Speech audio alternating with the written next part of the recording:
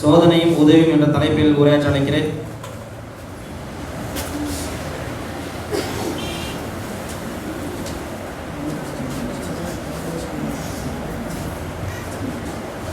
அஸ்ஸலாமு அலைக்கும் வரஹ்மத்துல்லாஹி வபரகாத்துஹு.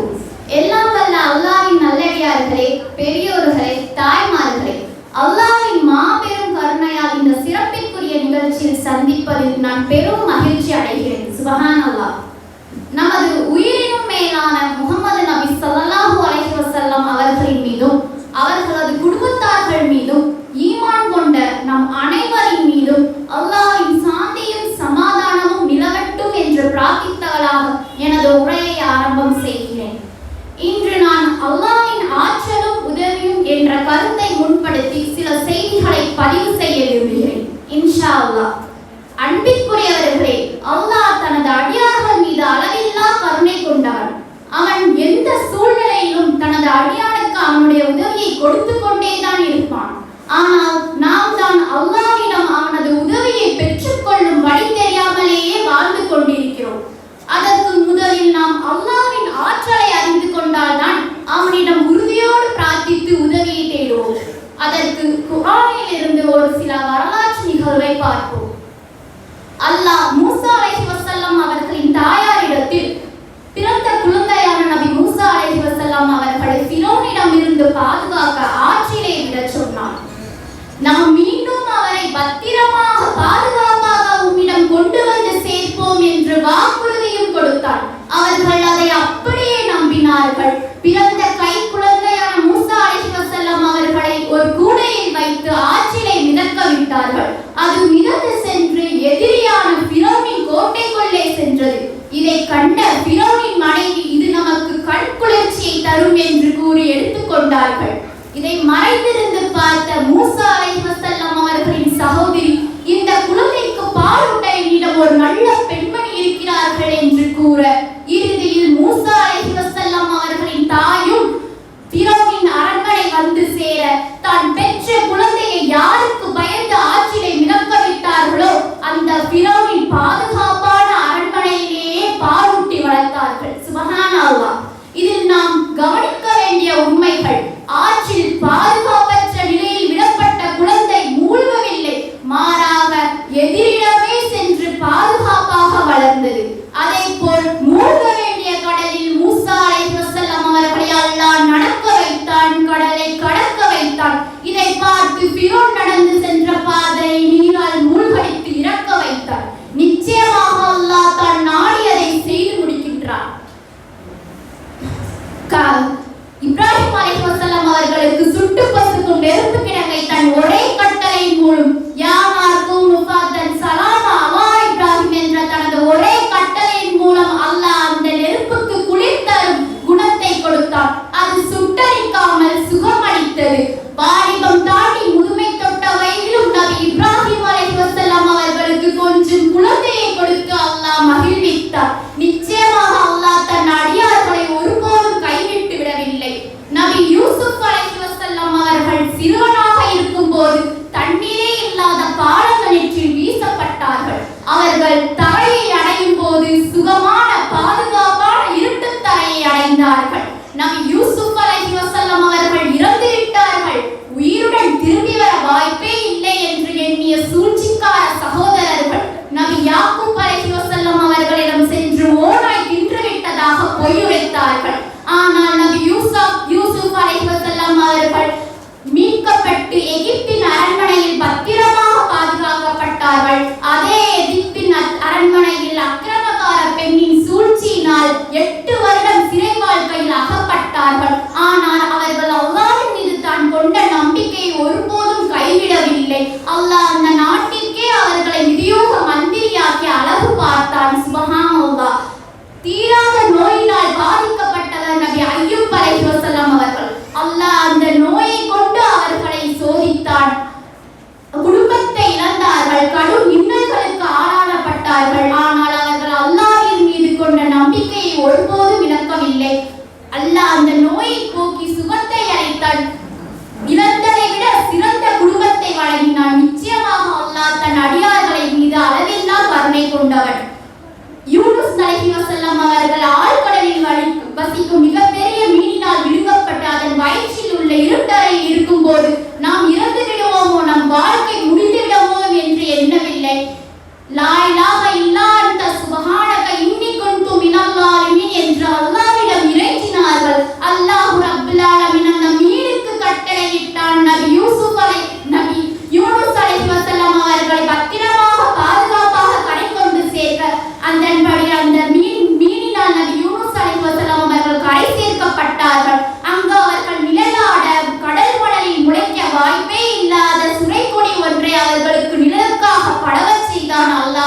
ரப்பல் ஆலமீன்.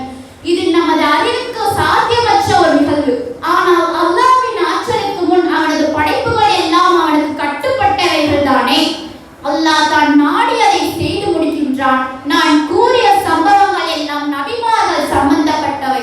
அவர்களுக்கு நடக்கும், எனக்கு நடக்குமா என்ற கேள்வி நம் ஒவ்வொருவரின் மனதிலும் எழும். இதோ அவர்களுக்காக இன்னும் சில உண்மைகள். சுடும் மணலில் கிடத்தப்பட்டு பெரும் பாறாங்கல்லினால் அமுழ்த்தப்பட்டவர் பிலால் ரலியல்லாஹு அன்ஹு அவர்கள். இவர்கள் தான் அல்லாஹ்வின் அழைப்பிற்காக வாங்கு கூற நபி ஸல்லல்லாஹு அலைஹி வஸல்லம் அவர்களால் மிக உயர்ந்த இடத்தில் பணியமர்த்தப்பட்டவர்கள். மக்கா வெற்றியின் போது தொழுகை நேரம் வந்த போது இன்று வாங்கை கூற மிக உயர்ந்த குலத்தில் இருந்து ஒருவரையே நபி ஸல்லல்லாஹு அலைஹி வஸல்லம் அவர்கள் அழைப்பார்கள் என்று மக்களால் எதிர்பார்க்கப்பட்ட சூழ்நிலையில் காபாவின் மேலே ஏறி பிலால் ரலியல்லாஹு அன்ஹு என்ற அவர்களையே நபி ஸல்லல்லாஹு அலைஹி வஸல்லம் அவர்கள் அழைத்தார்கள்.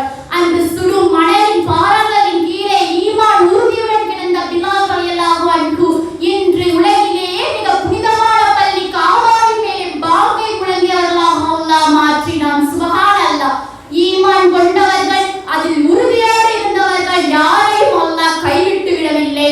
அவனது ஆற்றலை கொண்டு அவர்களுக்கு அவனுடைய உதவியை கொடுத்து கொண்டே தான் இருப்பான். ஈமான் கொண்ட ஒரே காரணத்திற்காக நபித்தோழர்கள் அடித்து துரத்தப்பட்டார்கள், கடும் சித்திரவதைக்கு ஆளாக்கப்பட்டார்கள். இன்னும் ஒரு சில நபித்தோழர்கள் கொல்லப்பட்டார்கள். இத்துடன் முடிந்து விடவில்லை. ஈமான் கொண்ட அனைவரும் மக்கா நகரத்தின் மண்டை விட்டை துரத்தப்பட்டார்கள். பசி பட்டினியுடன் சொந்த மண்ணையும் சொந்த மக்களையும் விட்டு சொல்லனா பிறர்களுடன் உடுத்திய ஒரே ஆடையோடு மதீனாவிற்கு ஹிஜ்ரத் செய்து வந்தார்கள். அல்லாஹ் ரப்பல் ஆலமீன் அவர்கள் இழந்த அத்தனையும் திரும்ப கொடுத்ததோடு மட்டுமல்லாமல் அவர்களை கல்வியாளர்களாய் ஆட்சியாளர்களாய் மாற்றி அழகு பார்த்தான். சுப்ஹானல்லாஹ். எந்த மண்ணில் ஈமான் கொண்ட ஒரே காரணத்திற்காக அடித்து துரத்தப்பட்டார்களோ அந்த மண்ணில் இனி முஸ்லிம்கள் வாழக்கூடாது, மக்காவிற்குள் நுழையக்கூடாது என்று அல்லாஹ் ரப்பல் ஆலமீன் கட்டளையிட்டான். இன்றைக்கும் அதுவே நடைமுறை சட்டம். இப்படித்தான் அல்லாஹ்வின் உதவி அவனது மாபெரும் ஆற்றலை உள்ளடக்கி காணப்படும். ஈமானின் சுவையை உணர்ந்த ஒவ்வொரு முஃமினுக்கும் அல்லாஹ் அவனது ஆற்றலை கொண்டு உதவியை கொடுத்து கொண்டே தான் இருப்பான். இறுதியாக ஒரே ஒரு செய்தி, இதை கூறாமல் விட்டுவிட்டால் எனது உரை முழுமை பெற்றதாக அமையாது. ஆம், அது ஒரு வரலாற்று உண்மை. கடுமையான பட்டினி, உணவு இல்லாத நிலை, ரமலான் நோன்பு கடமையான மாதம் 17ஆம் நாள் 1300க்கும் மேற்பட்ட முஸ்லிம்கள் ஈமான் கொண்ட நம்பிக்கையாளர்களை அழித்து ஒழித்து விடலாம் என்ற உறுதியுடன் மிகச் சாதாரண மக்களான 313 நபர்களை நசுக்கி விடலாம் என பேராயுதங்களை ஏந்தியவர்களாக பதிற்கால் வந்து சேர்ந்தார்கள். விடிந்தால் போல் இரவில் அல்லாஹ்வின் தூதர் நபி ஸல்லல்லாஹு அலைஹி வஸல்லம் அவர்கள் அல்லாஹ்விடம் அழுது உதவி கேட்டு முறையிட்டார்கள். அல்லாஹ் அந்த சஹாபாக்களுக்கு அழகான நித்திரையை கொடுத்தான். விடிந்தால் போர், நாம் வெட்டப்படுவோம் கொல்லப்படுவோம் என்றால் எப்படி உறக்கம் வரும்? ஆனால் அல்லாஹ் அவர்களை நிம்மதியாக உறங்க வைத்தான். அல்லாஹ்வின் போர்ப்படையான 3000 மாணவர்கள் போர் குறியிட்ட நேரத்தில் வந்திறங்கினார்கள். இறுதியில் அல்லாஹ்வின் எதிரியான அபூஜஹல் மற்றும் அவனது முக்கிய தலைவர்கள் அத்துணை பேரும் அழிக்கப்பட்டார்கள். அவர்களை எல்லாம் நபி ஸல்லல்லாஹு அலைஹி வஸல்லம் அவர்கள் பாலைவனத்தில் போட்டு மூடிவிட்டார்கள். இன்னும் சொல்லிக் கொண்டே போகலாம் அல்லாஹ்வின் ஆற்றலையும் அவனது உதவியையும். எனவே நாம் அல்லாஹ்வை சார்ந்திருப்போம். அவன் நமக்கும் நிச்சயமாக உதவுவான். நாம் உறுதியோடு ஈமானோடு வாழ்ந்தார். எனவே அல்லாஹ்வே நமக்கு போதுமானவன். அவனையே நாம் சார்ந்திருப்போம். அவனிடமே நாம் உறுதியும் தேடுவோம் என்று உதவியும் தேடுவோம் என்று உங்களுக்கும் எனக்கும் நினைவூட்டியவளாக எனது உரையை நிறைவு செய்கிறேன். ஆகிரத் தௌபானா அல்ஹம்துலில்லாஹி ரப்பில் ஆலமீன். அஸ்ஸலாமு அலைக்கும் வரஹ்மத்துல்லாஹி வபரகாத்துஹு. பாரக்கல்லாஹ். உங்களுக்கு அல்லாஹ் அருள் செய்வான். அடுத்ததாக ஒரு ரொம்ப நேரமா எல்லாரும் உட்கார்ந்து கேட்டுட்டே இருக்கீங்களா? உங்களுக்கு ஒரு பனிஷ்மெண்ட் நான் கொடுக்கல. ரொம்ப நேரமா உட்கார்ந்து கேட்டுக்கிறனால உங்க காதல் கொஞ்சம் ஏதாவது மாதிரி இருக்கலாம், ப்ரெஷராக இருக்கலாம். அதனால கொஞ்சம் ஒரு 1/2 நிமிஷம் இல்லை 1 நிமிஷம் எந்திரிச்சு நின்னீங்கன்னா உங்க காதல் ரிலாக்ஸ் ஆகிடும்னு சொல்லி அண்ணன் பாடரபிக் அவர்கள் ஐடியா சொல்றாங்க. அவங்களுக்கு சொல்லியிருக்கேன். அது சரியா இருந்தால் ஒரு 1/2 நிமிஷம் இல்லை 1 நிமிஷம் எந்திரிச்சு நின்று கொஞ்சம் ரிலாக்ஸ் ஆகி உட்காந்துக்குவாங்க. ஜஸாக்கல்லாஹ். அனைவரும் நீங்கள் பேசி கேட்டு எரிஞ்சிருக்கு. ஜஸாக்கல்லாஹ்.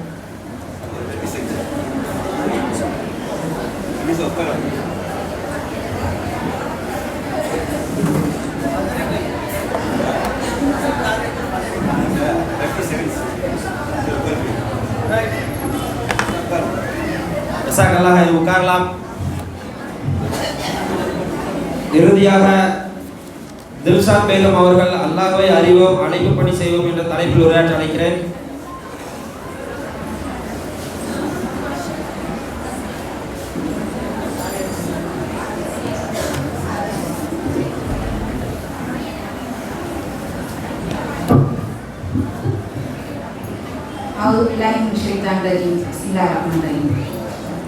அல்ஹம்துலில்லாஹ்.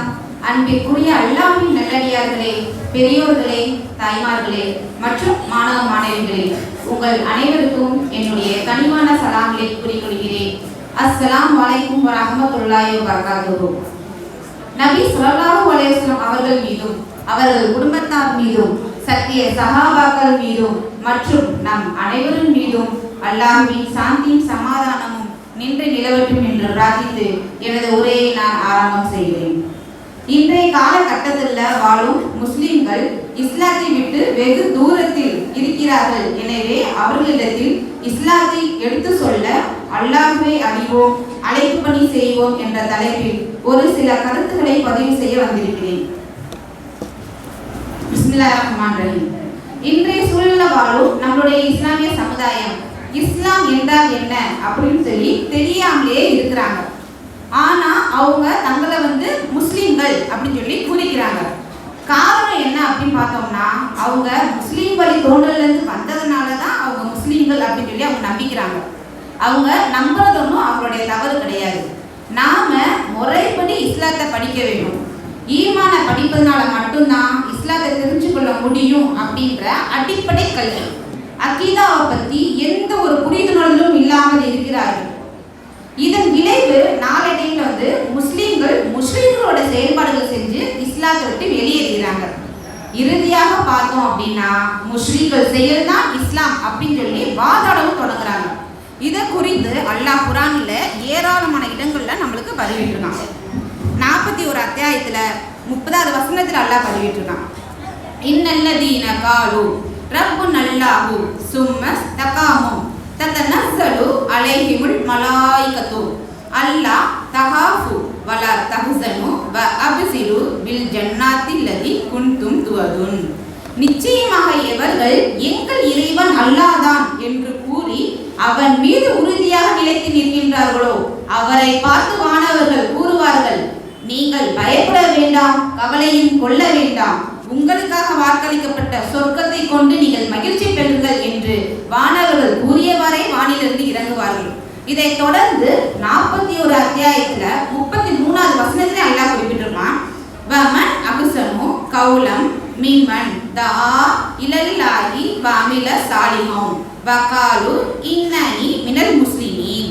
எவர் அல்லாஹ்வின் பக்கம் மக்களை அழைத்து சாலிஹான நல்ல அமல்களையும் செய்து அல்லாஹ்வுக்காக முற்றிலும் வழிபட்டவனாக உள்ளவன் என்று கூறுகிறாரோ அவரை பார்த்து வானவர் அல்லாஹ் கூறுவான், அவரை விட சொல்லால் அறையவர் யார் என்று அல்லாஹ் கூறுகிறான். நபி ஸல்லல்லாஹு அலைஹி வஸல்லம் அவர்களுக்கு வழி வரக்கூடிய நேரத்தில் ரலியல்லாஹு அன்ஹு வரலும் அன்ஹும் அப்படின்னு சொல்லுகின்ற முஸ்லிம் நபி தோழர்கள் எப்படி இருந்தாங்க தெரியுமா? காபாவை வள வந்துகிட்டு இருந்தாங்க, ஜின்களை வழிபட்டுட்டு இருந்தாங்க, சமாதியை வழிபட்டுட்டு இருந்தாங்க, அப்புறம் அது உள்ள சைத்தானுக்கு உருவம் கொடுத்து அதையும் வணங்கிட்டு இருந்தாங்க. அது போக சூரியன், சந்திரன், நட்சத்திரம் போன்ற எல்லாத்தையுமே இயற்கை அனைத்தையுமே வணங்கிட்டு இருந்தாங்க. இந்த சூழ்நிலை தான் அல்லாஹ்வால தேர்ந்தெடுக்கப்பட்ட நமது முகமது நபி ஸல்லல்லாஹு அலைஹி வஸல்லம் அவர்கள் அல்லாஹ்வை மட்டும் வணங்குங்கள், அவரை தவிர வேறு எதையுமே வணங்காதீர்கள் என்று கூறி இதை கூறுவதற்காகவே நான் வந்துள்ளேன் அப்படின்னு சொல்லி லா இலாஹ இல்லல்லாஹ் முஹம்மது ரசூலுல்லாஹ் என்ற கலிமாவை பிரகடனம் செஞ்சாங்க. இதுக்கப்புறம் தான் இஸ்லாத்தை ஏற்ற சஹாபாக்களை தவிர மற்ற முஸ்லீம்கள் என்ன செஞ்சாங்க தெரியுமா? நம்மளுடைய முகமது நபி ஸல்லல்லாஹு அலைஹி வஸல்லம் அவர்களை கொலை செய்யற அளவுக்கு அவங்க துணிஞ்சிட்டாங்க. ஆனா அவங்களோட பரிதாபங்கள் என்ன தெரியுமா? அவங்க இப்ராஹிம் நபி வழியில இருப்பதாகவே அவங்க எண்ணிக்கிட்டாங்க. ஆனா இப்ராஹிம் நபி முஸ்லீமாகத்தானே இருந்தாங்க. இதே சூழ்நிலை தான் நம்மளுடைய இஸ்லாம் சமுதாயமும் இப்ப இருந்துகிட்டு இருக்கு. ஈமானுடைய உண்மையான நிலை என்ன அப்படின்னு தெரியாமலே இருக்கிறாங்க. தொழுகை இல்லாம அல்லாஹ் ஹராமாக்கிய வட்டி, மது, விபச்சாரம், அல்லாஹ்க்கு இணை வைக்கிறது போன்ற மாபெரும் பாவங்கள் எல்லாத்தையும் செஞ்சுக்கிட்டு நாமெல்லாம் முஸ்லிம் சமுதாயம் தான் அப்படின்னு சொல்லி நம்பிக்கிட்டு இருக்காங்க. ஆனா அவங்களுடைய இத்தனை ஒட்டுமொத்த தவறும்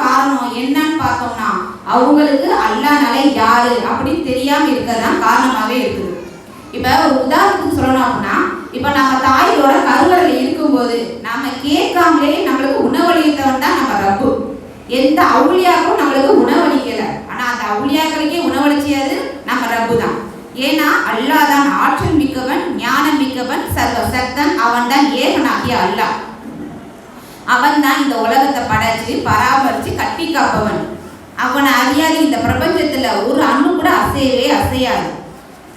இந்த ஒரு உயிர் துளியில 10 லட்சம் உயிர்கள் இருக்கு. அதுல இருந்து நம்மளே தேர்ந்தெடுத்து நம்மளுக்கு உயிர் கொடுத்து உருவம் கொடுத்து இந்த பூமியில உலாவர சிவன் தான் அல்லாஹ். அப்படிப்பட்ட அல்லாஹ்வை வணங்குறதை விட்டுட்டு அவனால படைக்கப்பட்ட அவனது அடிமைகளை கையேந்து நின்று கொண்டிருக்கிறது இன்றைய சமுதாயம். மாபெரும் வழிகேட்டில் நின்று கொண்டிருக்கிறது. இவர்களை இப்படியே விட்டுட்டோம் அப்படின்னா நாளை இவர்கள் ஒரு சொர்க்கம் செல்ல முடியுமா? முடியாது. அல்லாஹ் கூறுகிறான், அல்லாஹ் தான் நாடியவருக்கு மட்டும்தான் தன்னுடைய எல்லா பாவங்களையும் மன்னிப்பான் என்று அல்லாஹ் கூறுகிறான். ஒரு பாவத்தை தவிர. அந்த ஒரு பாவம் என்ன தெரியுமா? அல்லாஹ்வுக்கு இணை வைக்கிறது. அல்லாஹ் 4வது வசனத்தில் 48வது அத்தியாயத்தில் 4வது அத்தியாயத்தில் 48வது வசனத்தில் அல்லாஹ் குறிப்பிட்டான். இன்னல்லாஹ் யக்ஃபிரு ஐ யுஸ்ரஹு பிஹி வ யக்ஃபிரு மா தாவு தாலிக லிமை யஸாவ் வ மை யுஸ்ரிக் பில்லாஹி வ ஃபகத் ஃபதரா இஸ்மன் ஆலிமா. நிச்சயமாக அல்லாஹ் தனக்கு இணை வைப்பதை மன்னிக்க மாட்டான். இதை தவிர மற்ற எதையும் தான் நாடியவர்கள் மன்னிப்பான். யார் அல்லாஹ்வுக்கு இணை வைக்கிறார்களோ அவர்கள் நிச்சயமாக மிகவும் பெரிய பாவத்திலிருந்து கற்பனை செய்கின்றார்கள். எனது அருமை சமுதாயமே, சர்வசாதாரணமாக அல்லாஹ்வுக்கு இணை வைக்கக்கூடிய எனது அருமை சமுதாயமே, உணர மாட்டீர்களா? இந்த பாவத்திலிருந்து வெளியேறி அல்லாஹ்வின் பக்கம் வரமாட்டீர்களா? நாம் எல்லோரும் ஒரு நாள் அல்லாஹ்வின் முன்னால் இருக்கக்கூடியவர் தான். அப்போது நம்மை காப்பவன் யார்? அல்லாஹ். 3வது அத்தியாயத்தில் 192வது வசனத்தில் அல்லாஹ் குறிப்பிடுவான், ரப்பனா இன்னக மன் துதிகிலினார் ஃபகத் அம்ஸைதஹு வமா லில்லாலிமீன மின் அன்சார். ரப்பனா எங்கள் இறைவனே, இன்னக நிச்சயமாக, மன் எவரை துதகில் நுழைக்கின்றாயோ, நரக நெருப்பில் எவரை நீ நுழைக்கின்றாயோ, ஃபகத் அம்ஸைதஹு நிச்சயமாக அவர்களை நீ இழிவுபடுத்தி விட்டாய். வமா லில்லாலிமீன மின் அன்சார் அப்படிப்பட்ட அக்கிரமக்காரர்களுக்கு உதவி செய்வோர் எவரும் இல்லை என்று அல்லாஹ் தன் திருமறையில குறிப்பிட்டிருப்பான். அன்பிற்குரியவர்களே, நாம் எல்லோரும் ஒரு நாள் அல்லாஹ்வின் முன்னால் இருக்கக்கூடியவர்கள் தான். அப்போது நாமும் சரி, நம்மால் பிரார்த்திக்கப்பட்டவர்களும் அல்லாஹ்வின் முன்னால் இருக்கக்கூடியவர்கள். அப்பொழுது அவர்கள் தமக்கு எதிராகவே சாட்சி கூறுவார்கள், யா அல்லாஹ், என் ரப்பே, நான் இவனை என் சமாதியில் வணங்குமாறும் எனக்கு காணிக்கை செலுத்துமாறும் நான் இவரை கூறவில்லை. அதற்கு நீயே சாட்சியாவாய். என்னை வைத்து பிழைப்பு நடத்தி கொண்டிருக்கும் இவர்களின் அங்கறிவாய். இவர்களை குற்றப்பிடி, என்னை விட்டுவிடு என்று அவர்கள் கூறுவார்கள். அன்பிற்குரியவர்களே, அறிந்து கொள்ளுங்கள் ஒரு பேருண்மையை. உலகில் அதிகமானோர் படைத்தவனை விடுத்து படைப்பினங்களை அதிகமாக வணங்குகிறார்கள். ஆனால் இந்த உலகத்தை படைத்து பராமரித்து கட்டி காப்பன் இறைவன், அவனை மட்டும் வணங்குங்கள் என்று கூறுவது இஸ்லாம். நாம கேட்காமலே நமக்கு உணவளிச்சவதான் அல்லாஹ். ஏன்னா அவனுக்கு நம்மிடம் காணிக்க வாங்க வேண்டிய எந்த தேவையும் அவனுக்கு இல்லை. தேவைகளுக்கெல்லாம் அப்பாற்பட்டவன் தான் அல்லாஹ். அல்லாஹு சமர், அல்லாஹ் தேவையற்றவன். லம் எலித் வலம் யூலத், அவன் யாராலும் பெறப்படவும் இல்லை, யாரையும் பெற்றெடுக்கவும் இல்லை. அல்லாஹு சமீல் அலியுல் அலீம், அவன் செவியேற்பவன், மகத்தானவன். ஹஸ்பி அல்லாஹ், அப்பேற்பட்ட அல்லாஹ்வே நம்மளுக்கு போதுமானவன். லா இலாஹா இல்லாஹு, வணக்கத்துக்குரிய இறைவன் அவனை தவிர வேறு நாயன் இல்லை. வலைஹி தவக்கல்து, அவன் மீதே நான் பரிபூர்ண நம்பிக்கை கொண்டுள்ளேன். அவன் யார் தெரியுமா? வஹுவ ரப்புல் அர்ஷில் அலீம், அவன்தான் இந்த மகத்தான அரியாசனத்தின் ரப்பாகும். எனவே மறுமை நாளின் அதிபதியான அல்லாஹ்வை வணங்குவோம், அவனையே பிரார்த்திப்போம், அவனிடமே தஞ்சம் புகுவோம். அவனை விட தஞ்சம் புகும் இடமும் நம்மளுக்கு வேறில்லை. நாம் எல்லோரும் ஒரு நாள் அல்லாஹ்வின் முன்னால் நிற்கக்கூடியவர்கள் என்பதை கல்வி அறிவுடையவர்கள் கூறியதை இன்று நான் உங்களுக்கு நினைவுபடுத்துகிறேன். 3வது அத்தியாயத்தில் 9வது வசனத்தில் அல்லாஹ் குறிப்பிட்டிருப்பான், ரப்பனா இன்னக ஜாமிஉன் நாஸி லியௌமில் லா ரைப ஃபீ இன்னல்லாஹ லா யுஃப்லிஹுல் மியாத். எங்கள் இறைவா, நிச்சயமாக நீ மனிதர்கள் எல்லாம் எந்தவித சந்தேகம் இல்லாத ஒரு நாளில் ஒன்று சேர்ப்பவனாக இருக்கின்றார். அப்பொழுது அல்லாஹ் வாக்குறுதியை மீறமாட்டான் என்று அவர்கள் பிரார்த்திப்பார்கள். அந்த நாளில் நாம் யாரிடமும் தப்பி செல்ல முடியாது. நாமும் சரி, நம்மால் பிரார்த்திக்கப்பட்டவர்களும் அவுலியாக்களும் அன்பியாக்களும் சுகதாக்களும் சாலிஹீன்களும் இறை தூதர்களும் ஒரு நாள் ஒன்று சேர்க்கப்படுவார்கள் விசாரணைக்காக என்பதை நாம் என்றும் மறந்துவிடக் கூடாது. இதை தொடர்ந்து 3வது அத்தியாயம் 10வது வசனத்தில் அல்லாஹ் குறிப்பிட்டிருப்பான், இன்னல்லதீன கஃபரு லன் துக்னிய அன்ஹும் அம்வாலுஹும் வலா அவுலாதுஹும் மினல்லாஹி ஷைஆ வ உலாயிகஹும் வஹுதுன்னார். நிராகரிப்பவர்களுக்கு அவர்களுடைய செல்வங்களும் குழந்தைகளும் அல்லாஹ்வின் தண்டனையிலிருந்து ஒருபோதும் எதையும் தடுத்துவிட முடியாது. மேலும் அவர்களே நரக நெருப்பில் எரிபொருளாகவே இருக்கின்றார்கள். எனவே என் அருமை சமுதாயமே, அல்லாஹுவையும் மறுமை நாளையும் அஞ்சிக் கொள்ளுங்கள் என்று கூறி நிறைவாக ஒரு துவாவை கூறிக்கொண்டு நிறைவு செய்கிறேன். ரப்பனா ஆத்தினா ஃபித் துன்யா ஹஸனத்தும் வ ஃபில் ஆகிரத்தி ஹஸனத்தும் வ கீனா அதாபன்னார். எங்கள் இறைவா, எங்களுக்கு இவ்வுலகத்தில் நற்பாகியத்தையும் தந்தருள்வாயாக, மறுமை நாளில் நற்பாகியத்தையும் தந்தருள்வாயாக, மேலும் நரக நெருப்பின் வேதனையிலிருந்து எங்களை காத்தருள்வாயாக என்று பிரார்த்தித்தவளாக எனது உரையை நான் நிறைவு செய்கிறேன். வாஹிர தௌவானா அல்ஹம்துலில்லாஹி ரப்பில் ஆலமீன். அஸ்ஸலாமு அலைக்கும் வரஹ்மத்துல்லாஹி வபரகாத்துஹு. மாஷா அல்லாஹ். எங்கள்